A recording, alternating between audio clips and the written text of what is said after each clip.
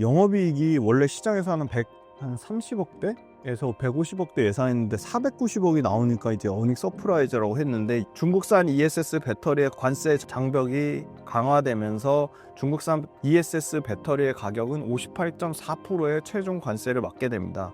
우리나라 그럼 ESS 배터리는 몇 프로냐? 15%입니다. 압도적으로 차이가 나죠. 그러니까 중국 거가 가격 경쟁력을 완전하게 잃게 되는 거고요. 외국인 8월 달 들어서 1등이 에코프로 BM입니다. 외국인 순매수 에코프롬이 1등이라는 거는 다 이런 상황을 좀 증명하고 있지 않나. 안녕하세요. 김지윤의 훌륭한 주식 유튜브 채널을 운영하고 있고, 저는 지금 오프라인 강연 사업과 유료 구독 모델을 진행하고 있습니다. 시장에 대해서 좀 다양한 업종에 대해서 좀 팩트랑 숫자 위주로 좀 말씀드리려고 합니다. 현 증시 상황을 점검해 주신다면요? 주춤한데 떨어지지는 않는 것 같아요. 그러니까 오늘도 보니까 저희가 찍는 화요일 기준으로 코스피 지수가 3200선을 좀 유지를 하는 것 같고, 코스닥 같은 경우는 800선을 유지를 하는데, 중요한 거는 외국인이 사실은 여러 가지가 이슈가 있죠. 첫 번째로 이제 배당소득 분리과세. 배당소득 분리과세가 사실은 금융소득 2천만 원 초과하면 이게 20% 플러스 건강보험 증가되는 것까지 하면 엄청나게 이제 비용이 커지는 건데, 이 배당소득 분리과세를 법안 발의를 이소영 의원이 했는데도 불구하고 퍼센테이지를 많이 안 낮춘 거죠. 원래 개정안에서는 최대 27.5가 최대고 최소 이제 35% 미만을 예상을 했는데 지금 35%로 나온 걸로 알고 있거든요. 너무 이제 외국인 투자자가 실망한 거죠. 두 번째는 코스닥. 요거는 이제 코스닥 주식 양도소득세 대주주 10억 관련돼서 지금 공방 요거 그 뉴스토마토의 그래픽을 가져왔는데요. 같은 지금 이분 이 진성준 의원이란 사람, 이게 자기 주식 한 번도 안 해본 걸 마치 자랑처럼 얘기하는데, 주식 한 번도 안 해본 사람이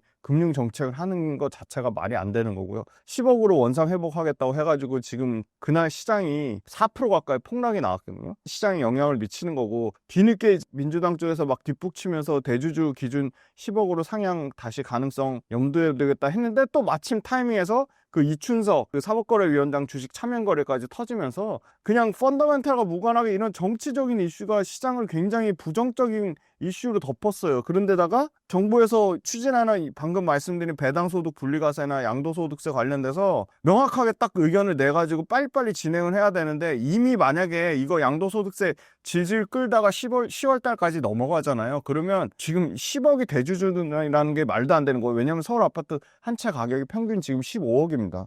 그런데 대주주 양도세 때문에 코스닥 쪽은 자금은 소위 말하는 돈 많은 뭐 부자들, 이 진성준 의원이라는 사람 얘기하는 거는 뭐 9만 투자자가 뭐 얼마나 영향을 미치냐 뭐 이런 소리를 말 같지 않은 소리 하는데, 사실은 1200만 주식 투자자가 피해를 보는 겁니다. 그리고 지금 요거 관련돼서 만약에 코스닥 쪽에서 이게 명확하게 결론이 빨리 안 나면요, 코스닥에 또 당연히 10억 이상 갖고 있는 사람들 차익 매물 쏟아지면 그게 시장에서 엄청난 물량 부담으로 또 급락 나올 수 있거든요. 그래서 이게 빨리 결정이 돼야 된다. 그래서 매크로 이슈, 그러니까 우리나라 내부적인 매크로 이슈가 너무 좀 시장을 짓누르고 있는 상황이고요. 그 다음에 외국인도 역시나 실망해서 많이 떠났습니다. 실망 매물이 뭐 7, 8월 달에 집중적으로 좀 나왔고요. 그래도 우리가 봐야 되는 거는 그 와중에 국내 업체들 중에 글로벌 경쟁력을 가진 업체들이 분명히 있거든요. 조선은 이미 탑티어고, 방사는 탑티어로 가는 과정 중에 있는 거고, 엔터도 우리가 거의 탑티어라고 할 수 있습니다. 최근에 뭐 넷플릭스에서 K-팝 데몬헌터스가 아주 1억 뷰 넘게 터지면서 엔터주에 대한 관심이 지금 뜨겁거든요. 주가가 또 엔터주들이 막 사실은 하이브만 좋은 게 아니라 SM, YG 모두 신고가입니다. 그래서 우리가 너무 조방원이라고 하죠. 조선, 방산, 전력기기, 원전 요것만 보는데, 그거 조방원 주춤하니까 다른 요새는 또 반바지란 용어가 생겼대요. 반도체, 바이오, 2차전지. 그래서 2차전지 올라오는 거 너무 다행이고, 그래서 상반기에 주도주였던 방산, 조선, 전력기기, 그 다음에 원전, 그리고 또 하나 금융이 세거든요. 근데 금융이 주춤해요. 왜? 정부에서 정책을 이렇게 왔다 갔다 하고 지금 이 부분 관련돼서 확실하게 정해주지도 않고, 개인 투자자들한테 반하는, 개인 투자자들의 피해를 끼치는 어떤 그런 형태를 보이고 있기 때문에 이런 부분이 상당히 부담이 됐고요. 코스닥이 상승하려면 2차전지가 올라와야 되는데, 제가 또 어제 기준으로 평균 내보니까 2차전지가 그래도 1월달 대비해서는 약 6% 정도 올랐거든요. 아직 멀었습니다. 아직 훨씬 멀었는데 1월 달 대비해서 그래도 이제 두 자릿수에 올라왔다는 게 좀 고무적이고요. 물론 아직 대형주 단에서만 움직이고 있어요. 딱 정해져 있어요. LG 에너지 솔루션, 포스코 홀딩스, 그 다음에 최근에 삼성 SDI가 좀 움직이고요. 중소형주 단에서는 역시나 에코프로비움이 실적이 잘 나오면서 움직이기 시작했습니다. 그래서 결론적으로는 증시 자체의 펀더멘탈에는 문제는 그렇게 아직까지는 큰 상황은 안 발생해 보여요. 매일매일 올라오는 2분기 실적을 체크하는데 2분기 실적이 우리나라 증시도 요새 좀 재미난 현상이 있어요. 예를 들어 APR이 실적 잘 나오니까 주가가 그냥 폭등합니다. 이거 원래 미국 증시에만 있던 현상이거든요. 미국에서 예를 들어 마이크로소프트나 테슬라 주가 잘 나오면 그 다음날 폭등 나오는 것처럼 우리도 이런 현상이 막 생기기 시작했어요. 또 뭐 있죠? 달바 글로벌 조금 시장 컨센서스 평균가보다 좀 떨어진다니까 갑자기 19%막 급락 나옵니다. 어제 또 뭐 나왔죠? 또 화장품이네요. 실리콘투 조금 실적 미스 났어요. 아니 실적이 예를 들어 뭐 300억을 예상했는데 100억 밑으로 떨어진 것도 아니에요. 뭐 예를 들어 520억 영업이익 예상했는데 뭐 504억 뭐 한 자릿수입니다. 한 자릿수 뭐 7, 8% 시장 컨셉 미스 난 건데 그거 가지고 급락이 막 나옵니다. 막 차익 실현이 쏟아지는 거죠. 그래서 결론은 뭐냐? 기존의 조방원 중에 세대 교체가 분명히 일어날 거다. 그러면 어느 쪽으로 일어나냐? 저는 바이오가 가장 유력하다고 보고 있어요. 바이오가 유력하고 반바지 중에 내가 다행히 바이오도 포함이 됐네요. 외국인은 반도체 단에서 8월 달 들어서 의외로 카카오, 한국전력, 삼성전기, 두산에너빌리티, LG CNS 8월 달에 집중적으로 AI 관련된 뭐죠 이게? 명확하게 얘기하면 인프라 쪽을 매수를 했어요. 근데 저는 눈여겨봐야 될 거는 첫 번째 원전 달에 두산에너빌리티 야 그거 너무 비싸. 맞아요 비싸요. PR 100배가 넘습니다. 그런데 아직 안 꺾였다는 게 중요한 겁니다. 두산에너빌리티 아직 살아있고요. 오늘 보니까 제가 여기 와서도 소개해드렸던 뭐 BHI 막 9% 급등 나오고 그러던데 아직 원전은 끝나지 않는 좀 중장기 모멘텀이라고 보고요. 그 다음에 여기서 새로 들어오는 종목들을 보셔야 돼요. 뭐냐면 카카오나 삼성전기입니다.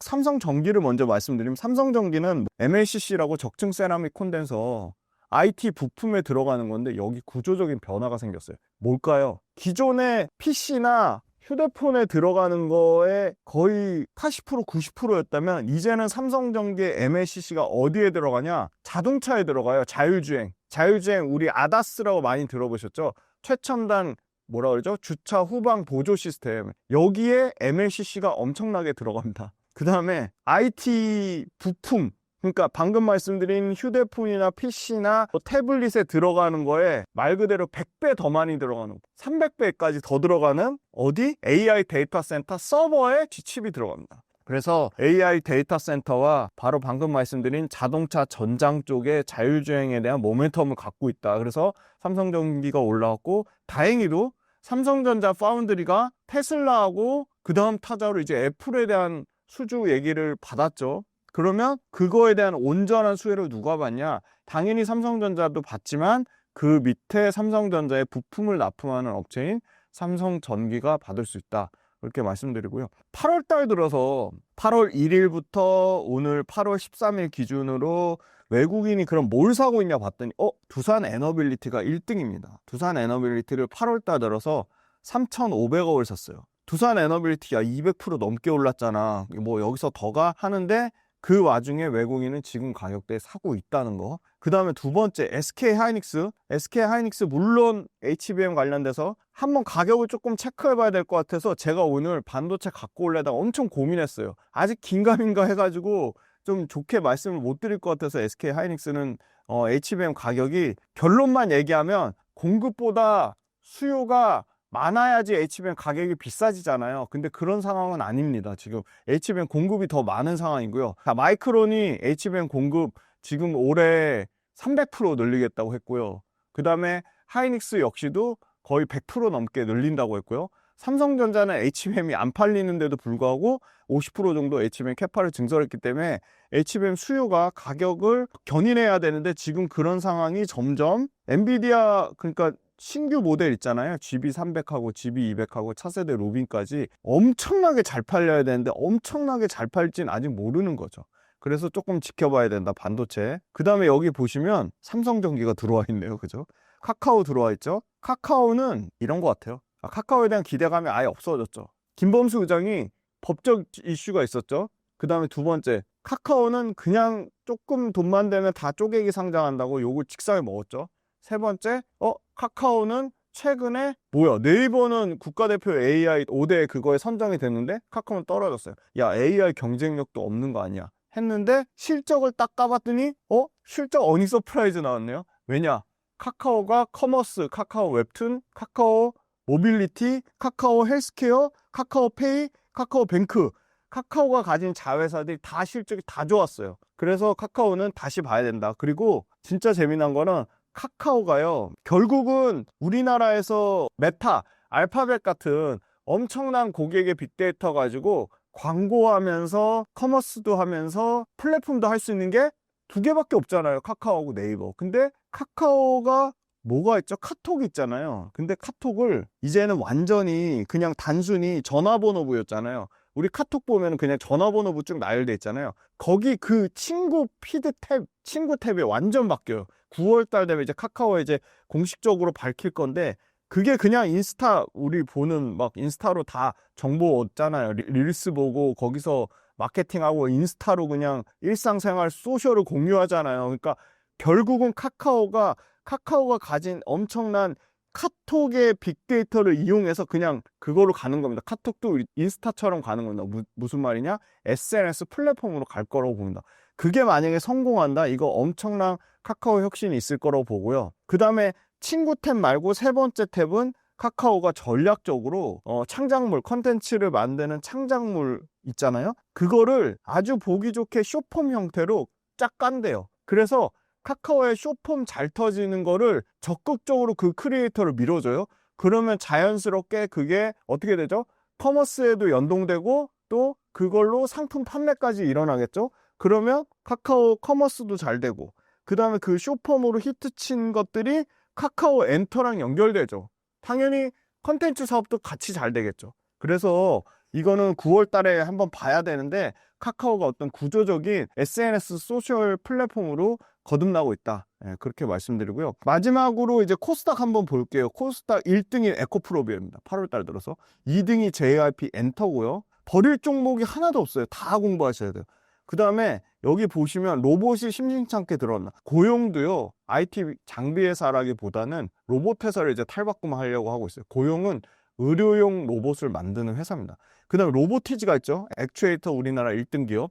그 다음에 YG 엔터 또 들어가 있네요. 그 다음에 계속적으로 우리가 실적 좋으면서 사람들 관심은 없는데 포트폴리오에 반드시 들어가야 될 게 저는 미용 의료라고 보고 싶어요. 여기 보시면 원택이 있습니다. 원택. 그 다음에 역대급 신고가 갱신하고 있는 파마 리서치가 있다. 그래서 외국인 투자자의 그 매수 현황, 최근 매수 현황을 보고 계속적으로 좀 투자 아이디어를 체크하자.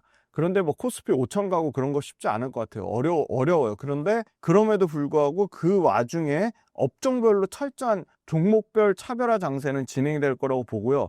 만약에 이거 그 코스닥 쪽에서 소위 말하는 아까 말씀드린 대주주 양도세 문제 때문에 주가가 만약에 급락이 나온다. 그리고 코스피 쪽에서는 이거겠죠. 미국에서 9월 달에 금리 인하할 줄 알았는데 금리 인하를 안 한다. 그리고 배당소득 분리과세가 시장에서 예상한 것보다 더 높게 적용돼 가지고 외국인 실명 물량이 더 나온다. 아니면 우리나라랑 경쟁하는 대만이나 이런 쪽으로 또는 중국 쪽으로 자금이 빠져나간다. 그랬을 때 회사의 소위 말하는 실적이나 펀더멘탈과 무관한 어떤 매크로적 이슈 때문에 주가가 예를 들어 15% 20% 지수가 급락이 나오잖아요. 그러면 그때를 잘 기억해 뒀다가 지금 예를 들어 조방원에서 수익 많이 난 곳들 있잖아요. 좀 정리해서 현금을 일부 20, 30% 갖고 있는 것도 저는 좋은 전략이라고 봅니다. 최근 국내 2차 전지 업종 상황을 전해주신다면요? 2차 전지는 사실은 전기차 자체는 일단 첫 번째 유럽은 좋아지고 있고요. 미국은 조금 그렇게 트럼프가 워낙 반대가 너무 심해가지고 트럼프가 워낙 해방을 많이 넣고 있어서 조금 어렵습니다. 미국은 사실은 한 자릿수 정도가 합리적인 것 같고요. 원래 미국도 두 자릿수가 계속 났었습니다. 20%대 상승이 나왔는데 지금은 뭐 한 8%? 네, 보니까 그렇고요. 유럽은 6% 정도 계속 평균적으로 나오는 것 같아요. 지금 이 숫자 좀 잘 안 보이죠? 22.8% 정도 출하량 증가가 나왔습니다. 이거는 계속 우리가 뒤로 갈수록 5월달보다 6월달, 6월달보다 7월달 가서 더 좋아지는 건데 실질적으로는 1월달부터 6월달까지 누적이에요, 누적. 그러니까 조금 수치가 떨어지고요. 두 번째는 LG엔솔이 최근에 조금 부진했습니다. 그래서 점유율이 25년도 점유율이 작년 24.9%에서 20.5%로 조금 떨어졌어요. 근데 반면에 SK온이 최근에 조금 좋아요. 그런데 SK온도 실질적으로 누적으로는 점유율이 9.3%로 좀 떨어졌습니다. 근데 안타까운 거는 삼성 SDI가 너무 부진해요. 삼성 SDI 최근 주가는 올라오고 있지만 작년 기준으로 10% 점유율인데 지금 7.6%까지 떨어졌어요. 전체적으로 우리나라 LG엔솔, SK온, 삼성 SDI 점유율이 40%대에서 이거 중국 제외예요. 중국 뺀 겁니다. 중국 빼고 37.5%까지 좀 떨어졌다. 그런데 중요한 건 다시 회복될 것 같아요. 왜냐하면 폭스바겐이 테슬라를 제치고 1등 했습니다. 우리 왜 인천 청라 그 전기차 화재 났을 때 폭스바겐이 가장 자신 있게 우리는 중국 거 배터리 1도 안 써. 아우디는 전부 삼성 SDI, 그 다음에 ID4 시리즈는 LG 엔솔 거 써. 그래서 폭스바겐이 1등을 유지한다? 폭스바겐이 점유율이 16.9%, 작년 점유율보다 4% 정도가 더 올랐어요. 굉장히 폭스바겐이 잘하고 있다 봅니다. 그죠? 그런데 3등에 현대기아가 있어요. 현대기아는 SK온이 납품하죠. 4등에 BYD, BYD가 많이 치고 올라왔습니다. 그 다음에 5등에 스텔란티스, 6등에 BMW인데 여기 보면 BYD 빼고는 전부 한국 배터리가 들어갑니다. 폭스바겐, LG엔솔하고 어디가 들어가죠? 삼성, 테슬라 어디가 들어가죠? LG엔솔. 현대기아 어디가 들어가죠? SK온하고 LG엔솔. BYD 그쵸? 안 들어가죠 우리는. 스텔란티스, LG엔솔, SK온. BMW 어디가 들어가죠? 삼성 SDI. 길리 요거는 볼보 합작이죠. 여기 중국 배터리 들어가고요. 벤츠 어디 배터리 들어가죠? 삼성 SDI. 르노 어느 배터리 들어가죠? LG엔솔. 포드 어느 배터리 들어가죠? SK온. 이렇게 1등부터 10등 사이에 BYD 빼고는 다 국내 배터리가 들어갑니다. 그런데 요 밑에 점유율 보시면 유럽의 점유율이 55.8%까지 올라갔고요. 미국의 점유율이 24.5%로 작년보다 떨어졌어요. 그러니까 이 수치가 말해주는 거예요. 미국까지 좋았으면 주가는 더 날아갔을 겁니다. 그런데 미국이 지금 트럼프 때문에 이게 점유율이 6%가 급락했죠. 그 다음에 요 밑에 거 한번 볼게요. 요거는 양극재예요. 양극재 전체 출하량이 중국 포함입니다. 이거는 중국 포함해서 42.6% 올라갔는데 중국을 빼봤어요. 중국 제외라고 여기 돼 있죠. SNE 리서치 건데요. 6월 달까지 중국 제외하고도 양극재도 선방하고 있어요. 26% 증가했습니다. 근데 우리가 이제 전기차 쪽에 대한 기대감보다 최근에 주가가 올라온 거는 너무나 잘 아시겠지만 ESS 에너지 저장 장치 때문이에요. 올해 1분기 기준으로 미국 ESS 시장에서 중국산 배터리 공급이 209%가 증가했대요. 그런데 2분기 돼서 얼마까지 떨어진 줄 아세요? 100% 미만으로 떨어졌어요. 미국이 중국한테 배터리 부과하는 관세가요, 올해 말 기준으로 45.6%인가 그래요. 그런데 그게 내년에 얼마까지 늘어나면요, 섹션 301 관세 플러스 펜타닐 관세 플러스 상호 관세 포함해가지고 58.7%까지 올라가요. 어마어마하게 올라가는 거죠. 그래서 무슨 얘기까지 나오냐면 CATL의 글로벌 ESS에서 미국 시장에서 차지하는 점유율이 40%인데 이거 10% 미만까지 떨어질 것이다.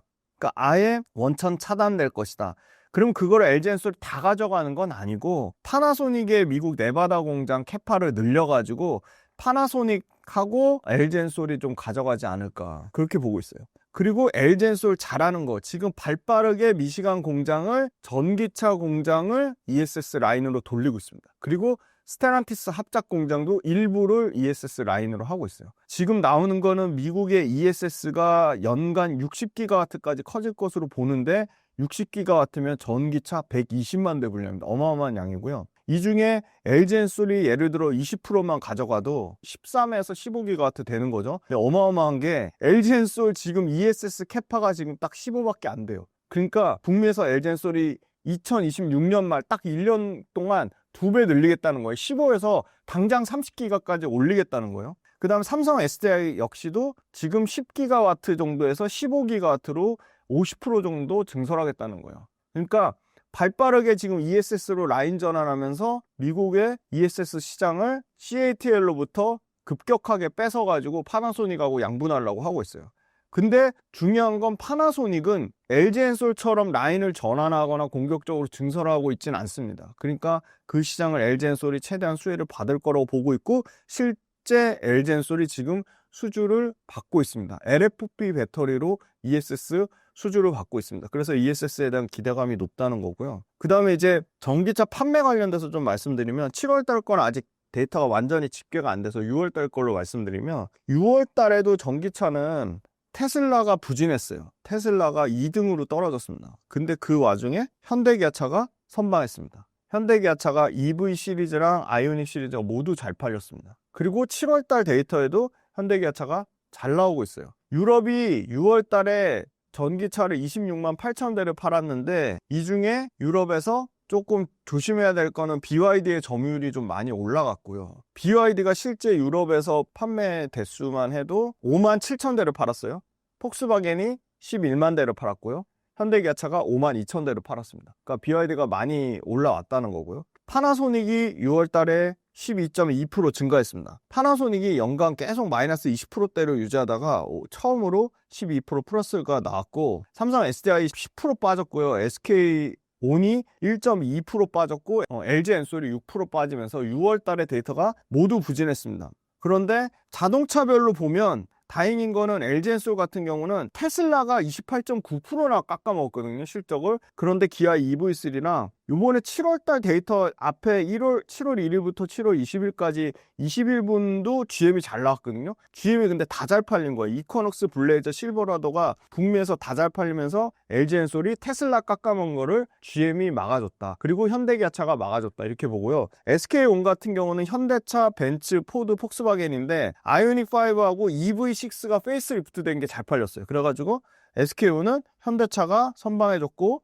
폭스바겐 중에 잘 팔린 차가 ID4랑 ID7인데 요것도 SK온 배터리가 들어갑니다. 그래서 폭스바겐은 ID4랑 ID7 때문에 SK온 판매량이 좋아졌고요. 삼성 SDI는 BMW가 i4랑 i7, iX 요거 중에 i4가 제일 잘 팔리는데 i4만 안 팔렸고요.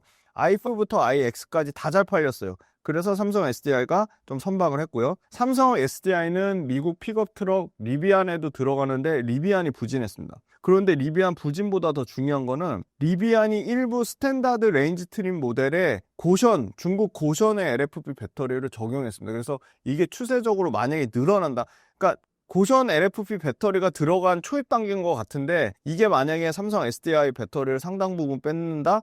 그럼 삼성 SDI 공급은 상당히 부정적으로 볼 수 있습니다. 아우디는 새로운 전기차 플랫폼 기반으로 Q6 이트론 요거 판매가 올라가면서 삼성 SDI가 아우디 쪽으로 매출이 좀 늘어났습니다. 파나소닉은 현재 12% 정도 증가했는데 역시나 테슬라 쪽. 근데 테슬라 쪽도 파나소닉이 이 전기차뿐만이 아니라 ESS도 같이 하려고 하는데 파나소닉의 요 ESS 물량을 LG엔솔이랑 좀 나눠 갖고 있다. 그렇게 말씀드리고, CATL 중요한데요. 가장 큰 경쟁사죠. CATL이 요거 밑에 글로벌 배터리 탑10 공급치 요거 보여주실 건데, 6월달 기준으로 38,343기가와트, 38,000 총 개수인데 요게 전월 대비는 10% 늘어났고 전년 대비는 28% 늘어났어요. 그래서 38,000으로 CATL이 점유율이 38.3%, 그러니까 작년 37.9% 되면 역시 늘었습니다. BYD가 17.8%에서 15.7%로 줄었고요. 그러니까 BYD는 유럽에선 많이 팔았는데 미국에 아예 못 들어가니까 줄은 거고요. CATL이 여기 37.9에서 38.3으로 늘었다는 거는 CATL이 미국에서 아직도 여전히 어느 정도 비중을 차지하고 있다는 겁니다. CATL 유럽에서 안 늘었거든요. 그러니까 이게 상당히 데이터를 숫자로 명확하게 보면 좀 전반적으로 LG엔솔, 삼성 SDI, SK온이 모두 부진했다. 그런데 그 와중에 완성차별로 판매가 달랐기 때문에 어느 정도, 그러니까 평균값 정도를 유지한 거다. 그렇게 보고요. 양극재는 아까 말씀드린 대로 이 전체 양극재 현황에서 우리 에코프로비엠만 생각하는데, 전체 그러니까 양극재 시장 중에 하이니켈 양극재 시장에서 중국의 롱베이가 1등입니다. 2등이 LG엔솔이에요. 그리고 여기 3등의 요 업체가 계속 지금 올라오고 있어요, 사실은. 5등이 LNF고요. 6등이 이스피링, 그죠? 8등이 샹샹이 강력한 이 실리콘 음극재도 하는 대주전자재를 경쟁자인데 양극재도 합니다. 그런데 좀 조심해야 될 거는 롱바이랑 LG화학은 계속 1, 2등 다투는 건데 3등이 요 리보드라는 업체, 중국 업체인 것 같아요. 여기가 계속 좀 치고 올라오고 있다는 거. 그래서 요게 LNF보다도 저 순위가 높죠. 이스프링보다도 순위가 높죠. 에코프로가 지금 7등입니다. 7등. 그래서 중국 업체들 소위 말하는 기존의 뭐 롱바이나 샹샹이나 BTR이나 이런 업체들 말고 신규 업체들이 이렇게 순위권에 진입하는 거는 좀 조심해야 된다. 네, 그렇게 말씀드리겠습니다. 에코프로비엠이 최근 좋은 실적을 기록했는데 에코프로비엠 상황을 전해주신다면요? 영업이익이 원래 시장에서는 130억대에서 150억대 예상했는데 490억이 나오니까 이제 어닝 서프라이즈라고 했는데, 여기는 근데 좀 중요한 거는 인도네시아 그 니켈 관련된 광산 투자 이익이 405억이 반영이 됐습니다. 그래서 그걸 빼면은 한 85억 정도 이익 달성한 거거든요. 근데 이게 연속성이 그래도 에코프로비엠 측에서는 있다고 보는 게 3분기에도 이거 인도네시아 그 니켈 광산 투자 관련된 거 연결로 이익이 잡힐 거다. 그래서 기대감을 갖고 있는 거고요. 생각보다 영업이익이 잘 나왔는데 일회성으로 보는 게 맞는 건지 아니면 계속 잘 나올지는 좀 지켜봐야 될 것 같아요. 그런데 저는 에코프로비엠 실적 중에 역시나 여기도 ESS 쪽 기대감이 좀 있겠구나. 왜냐하면 ESS 매출이 분기당 400억 사이즈에서 여기 보시면 에코프로에서도 밝혔어요. 우리 데이터 센터에 들어가는 수요 증가로 ESS 매출이 100% 증가했다. 400억대에서 800억 사이즈로 올라왔다는 건요, 곱하기 4하면 3천억 사이즈거든요. 그런데 제가 봤을 때 이거 초입 단계이기 때문에, 왜냐면 미국의 ESS 시장을 앞에 2차 전지 상황 말씀드릴 때 CATL 거가 없어지면서 LG엔솔이나 삼성 SDI가 들어가는 게 이제 막 시작도 안 했습니다. 그래서 그게 만약에 어느 정도 포텐 터지냐에 따라, 예를 들어 삼성 SDI에 들어가는 양극재 에코프로비엠의 ESS용 매출이 분기당 800억이 아니라 분기당 1,500억, 분기당 2,000억씩 나올 수도 있을 것 같아요. 최대 맥스로 보면. 그 다음에 여기 보시면 유럽의 전기차 판매 호조가 나오고 있다. 야, 무슨 소리야, 삼성 SDI 배터리 안 팔리잖아. 그게 아니고요. 유럽의 신차, 그러니까 아까 말씀드린 아우디도 신차가 나오고 BMW도 신차가 나옵니다.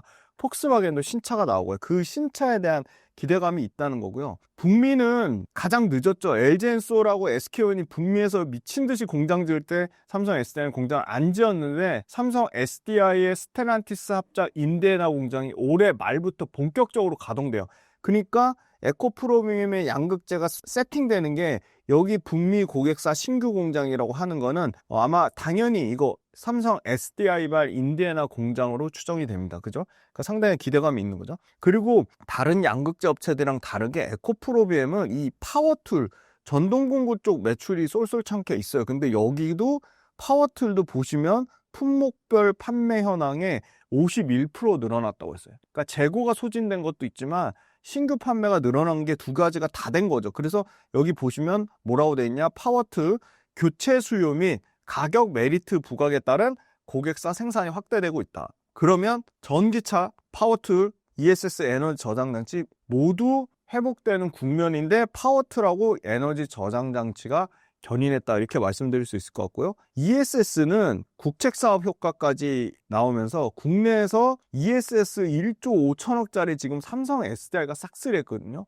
여기 그러면 국내 ESS 수요는 에코프로비엠이 양극재 많이 가져가겠다, 그 생각이 들고요. 그 다음에 구조적으로 인도네시아 니켈 재련소를 통해서 MHP라고 하는 니켈 중간재를 연간 4만 톤 생산하는데 이거 마진이 나쁘지 않아. 이게 거의 마진이 20%가 넘습니다. 그러니까 요거 인도네시아 니켈 재련소 실적 반영되는 게 전체 에코프로비엠 영업 마진 올리는 데는 무조건 좋다. 그 다음에 요새 리튬값 난리죠. 지금 앨범알 오늘 시간으로 8% 급등 나왔는데 리튬값 올라가고 있습니다. 왜냐하면 CATL이 이춘시에 있는 그 공장을 중단하면서 글로벌 공급량이 3% 정도 감소한다고 해요.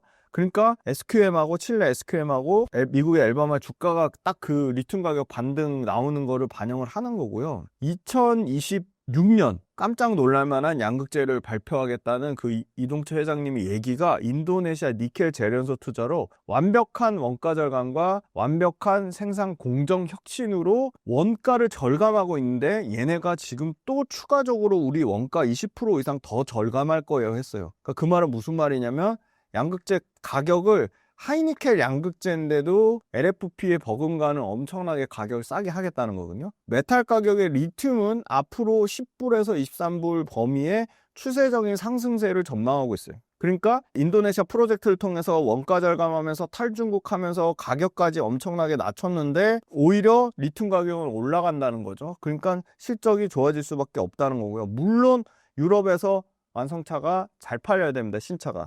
그런데 지금 예상되는 거는 양극재 출하량이 연간으로는 와 얘네가 40% 넘게 증가한다고 잡아놨어요. 그러니까 실적은 분명하게 좋아진다. 가동률이 중요한데요. 가동률은 그렇게 막 아직 엄청나게 회복된 것 같진 않아요. 그래서 가동률은 숫자가 확인이 안 돼가지고 조금 더 체크가 필요해 보이고, 연간 LFP 우리도 하겠다 그래서 실제 연초에 밝힌 거는 3,000톤인데 올해 말까지 5,000톤으로 LFP 당장 늘리겠다고 했고요. 다음 달에 중국 공급 개혁안을 발표한다고 했습니다. 이게 무슨 말이냐면 리튬이나 배터리나 중국의 대거 그 IT 관련된 공급이 막 과잉돼 가지고 막 가격을 폭락시키는 이런 업종들 모두 공급 개혁하겠다는 거거든요. 요게 세부 정책명은 가격 정책이에요. 가격. 그래서 이거 만약에 아주 세게 만약에 시진핑 정부에서 나온다고 하면 중국 업체들 알아서 치킨 게임이 형성될 것 같아요. 그러면 리튬 가격이 됐던 배터리 가격이 됐던 어느 정도 카방 경직성은 회복되지 않을까 보고 있고요. 그 다음 두 번째는 중국산 ESS 배터리의 관세 장벽이 강화되면서 중국산 ESS 배터리의 가격은 58.4%의 최종 관세를 맞게 됩니다. 우리나라 그럼 ESS 배터리는 몇 프로냐? 15%입니다. 압도적으로 차이가 나죠. 그러니까 중국 거가 가격 경쟁력을 완전하게 잃게 되는 거고요. 미국 내에서 중국계 신규 공장, 중국이 돈을 댄다든지 중국이 합작하는 공장 대표적으로 많았죠. 미시간에 CATL 있었죠. 그리고 고션 하이테크도 있었죠. 이런 공장들 진행 사례가 아예 없어진다는 겁니다. 그리고 중국의 기술 라이센스만 쓰는 것도 포기하겠다는 겁니다. 국내 2차전지 기업들, 특히 미국의 공장 가진 기업들의 구조적인 우위가 형성될 수밖에 없다는 거고요. 생산 최적화와 원가 절감을 통해서 앞으로는 지속적으로 흑자 전망을 유지하겠다는 겁니다.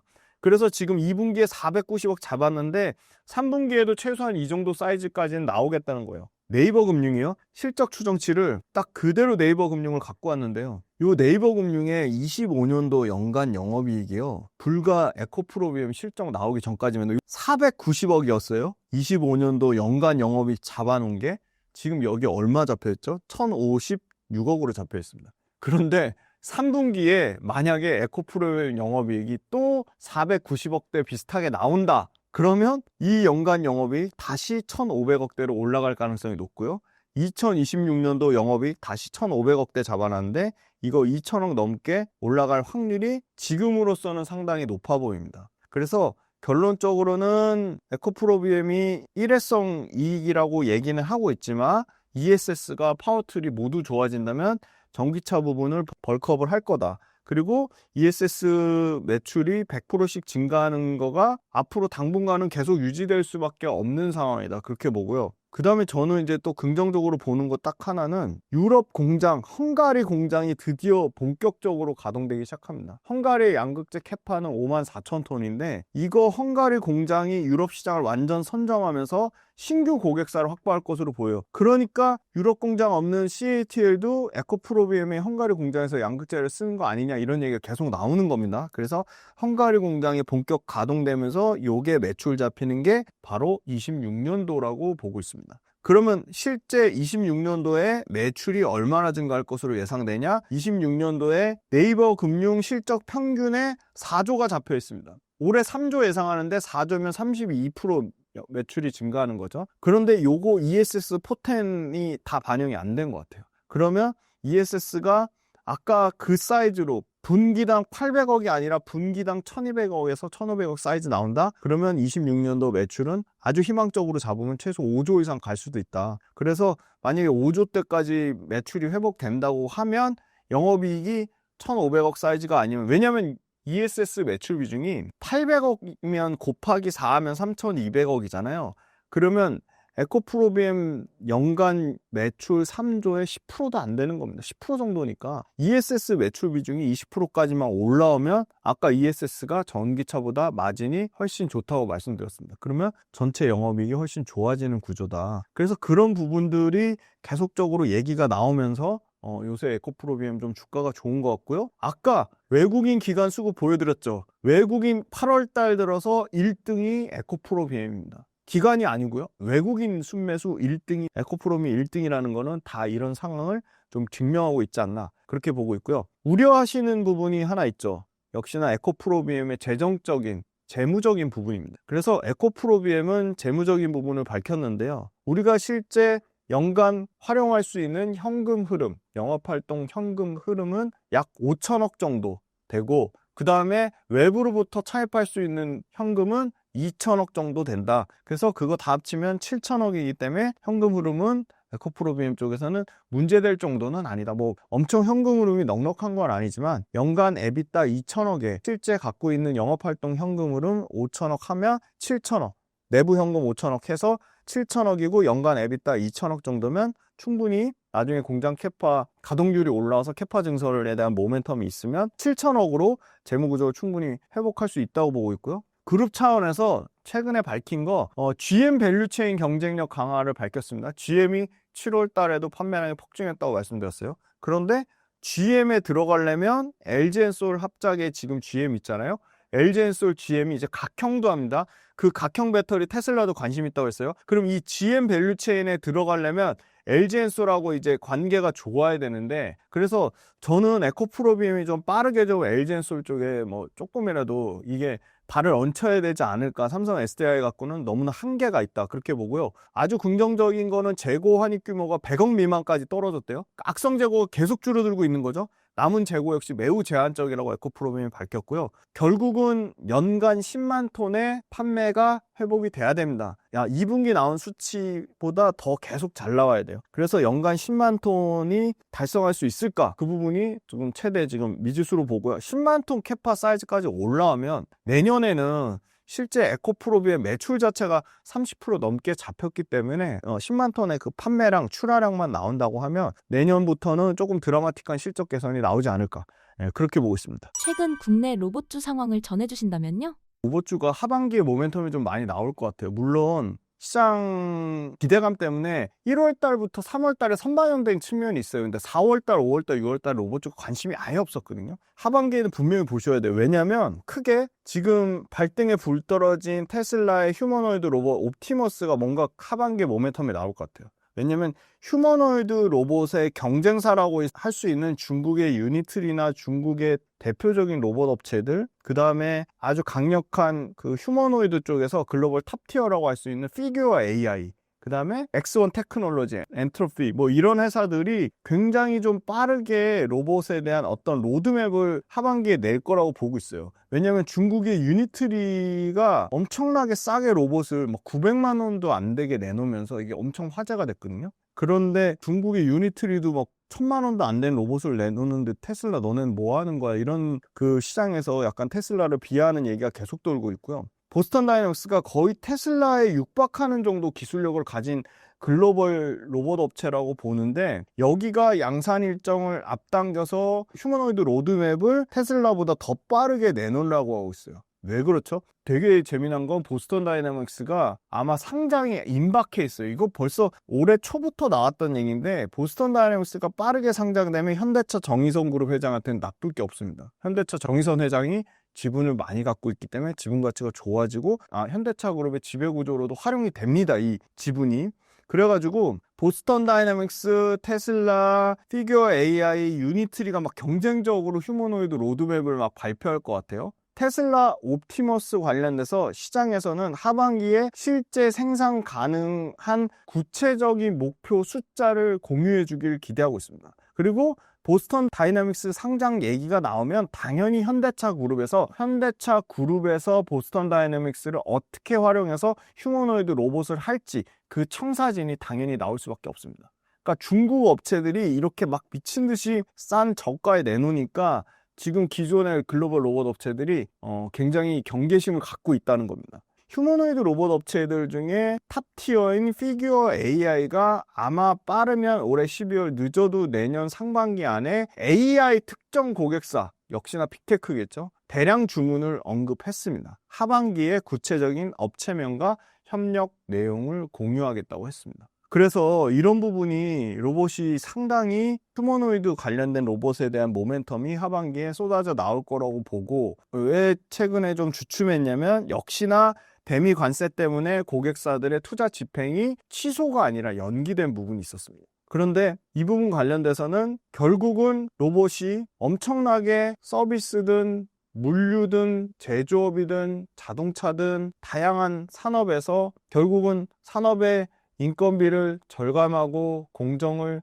혁신하고 산업이 결국은 다 이제 무인화로 갈 건데, 그 산업 자체의 어떤 생산성, 그리고 산업 자체의 비용 절감, 그리고 산업 자체의 구조적인 어떤 변화, 공정의 변화를 일으키기 위해서는 쓸 수밖에 없다고 보고요. 이 휴머노이드 로봇 관련돼서는 정부가 밀어주고 있습니다. 글로벌 정부가 밀어주고 있습니다. 이미 중국은 국가에서 거의 200조, 100조 단위의 투자를 하고 있고요. 미국 마찬가지고요.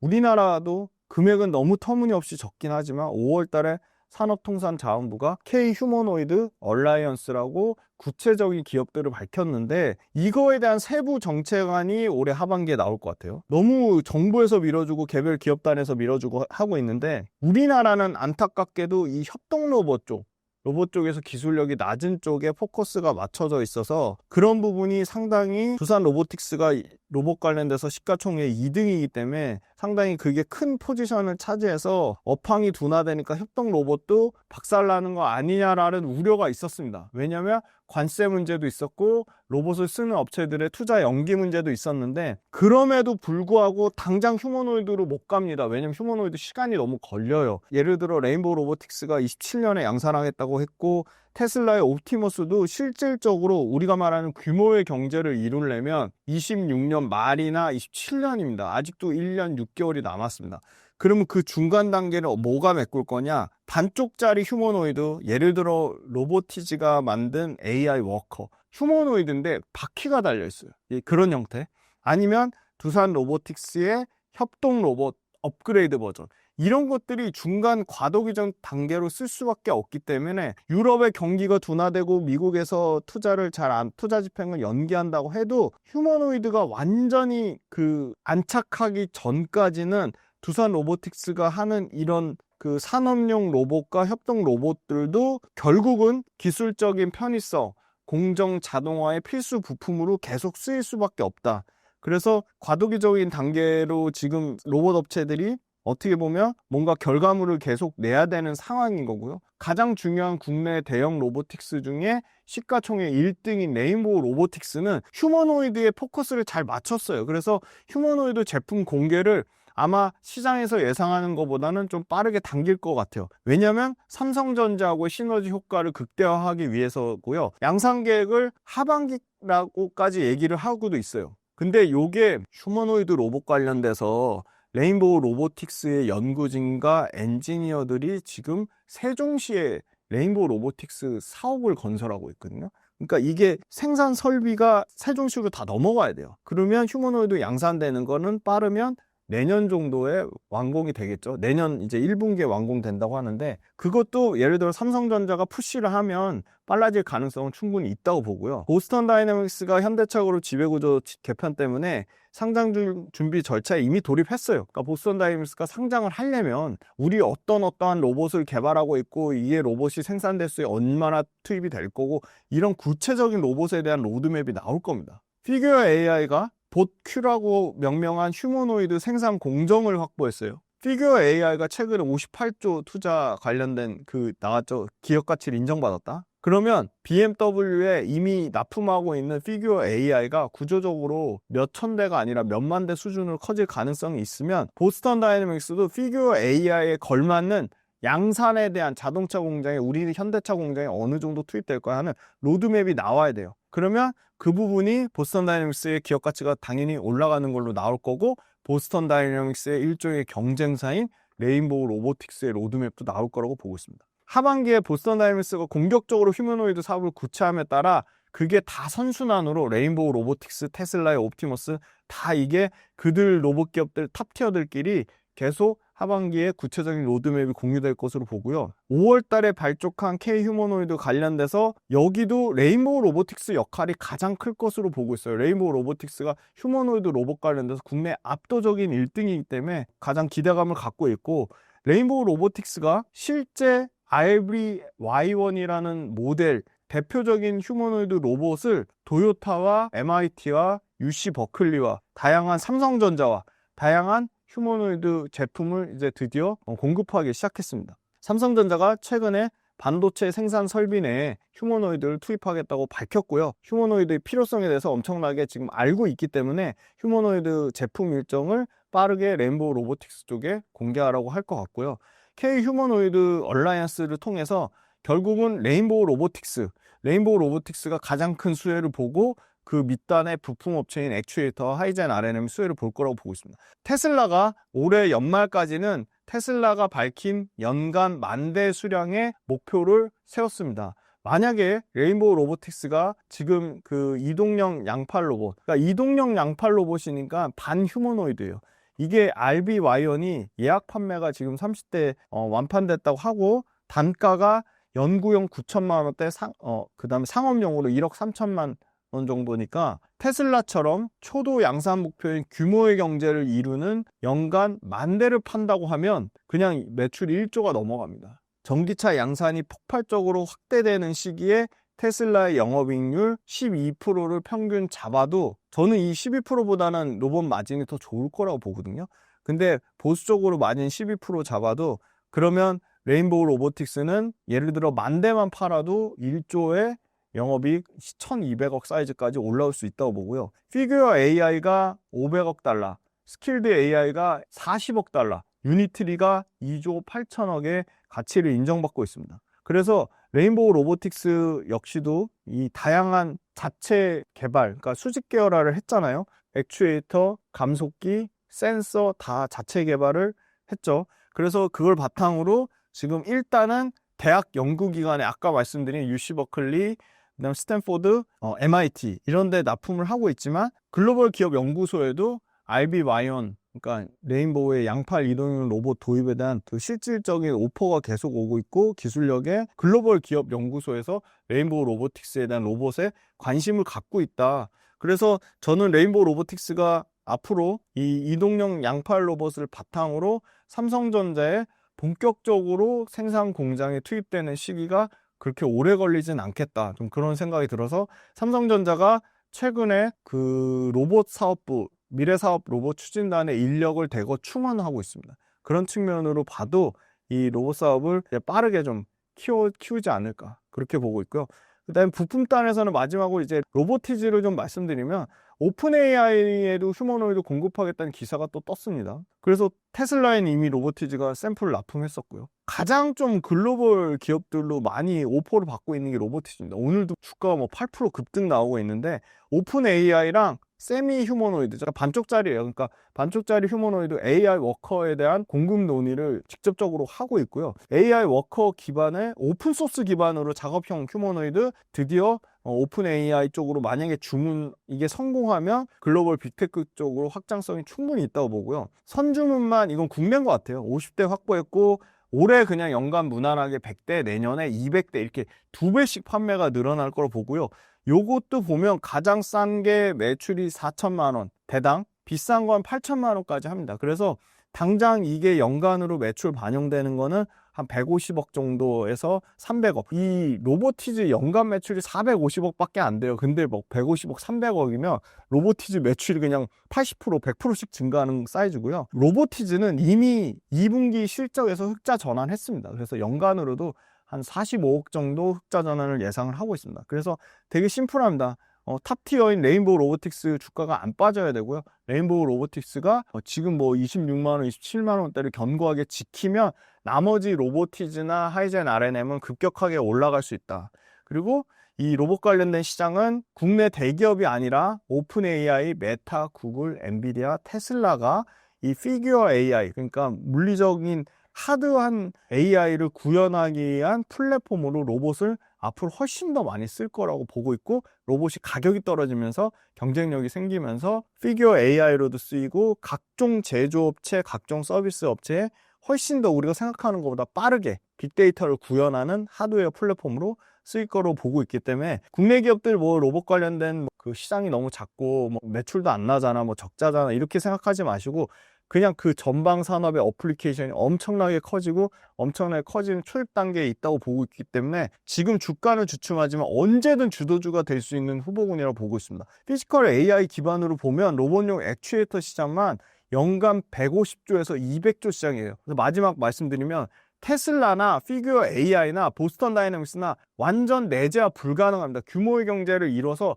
자체적으로 액추에이터 만들 수 있는 회사는 테슬라밖에 없다. 피규어 AI 액추에이터 못 만들어요. 앱트론이 못 만들어요. 보스턴 다이내믹스 못 만들어요. 그러면 우리나라 거 액추에이터 쓰거나 자체 미국 액추에이터 거 쓰거나 중국 액추에이터 거 쓰거나 그럴 텐데, 미국 로봇 회사가 중국 액추에이터 안 쓰겠죠. 심지어 중국의 유니트리도 자기네들의 액추에이터 기술력이 딸리니까 로보티즈 액추에이터 씁니다. 그래서 국내 요 밑단에 있는 로봇 부품 업체들 같이 봐야 되고, 그러려면 레인보우 로보틱스 주가가 견줘야 된다. 근데 레인보우 로보틱스, 삼성전자랑 시너지 효과 아직 시작도 안 했다. 그렇게 말씀드리겠습니다. 최근에 대표님께서 하고 계시는 활동이 있다고 하셨는데요. 어떤 내용일까요?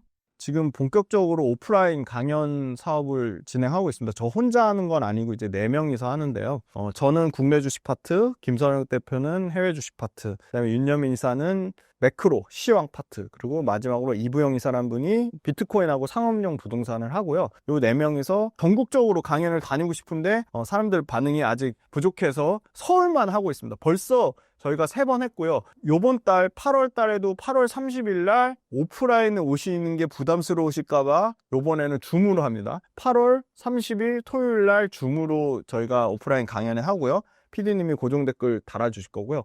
저희가 어떻게 하면 조금 더 오프라인으로 이렇게 스킨십으로 끈끈하게 강연을 좀 활성화할 수 있을까 해서 8월 23일 날 그걸 합니다. 스탠드업 코미디, 저희가 하는 건 아니고요. 전문 코미디 분들 모셔가지고, 요새 가장 핫한 게 성수동의 연무장길인데, 성수동의 연무장길 팝업 스토어 빌려가지고 그 팝업 스토어에서 스탠드업 코미디를 보고요. 그 다음에 그거 끝나고 나서 저희 4명이랑 호프타임 같이 맥주 마시면서 투자 관련된 얘기를 하는 그런 LSK 파트너스 문화의 밤이란 이벤트를 만들었습니다. 그것도 PD님이 고정 댓글 달아주실 겁니다. 그래서 오프라인 강연 사업하고, 오프라인 강연 관련돼서 지방에 좀 와달라 요청이 적극적으로 해주시면 저희가 지방 갈 겁니다. 그래서 오프라인 강연 사업 잘 됐으면 좋겠고, 그 다음에 2번째는 빌리언스 캠퍼스라는 구독 모델을 하고 있습니다. 그 빌리언스 캠퍼스 구독 모델을 하면 저하고 매일매일 소통하실 수 있고, 제 유튜브에서 다루지 않는 거를 제가 산업, 기업, 시황, 수급, 차트 다 다뤄드린다는 걸 말씀드리겠습니다.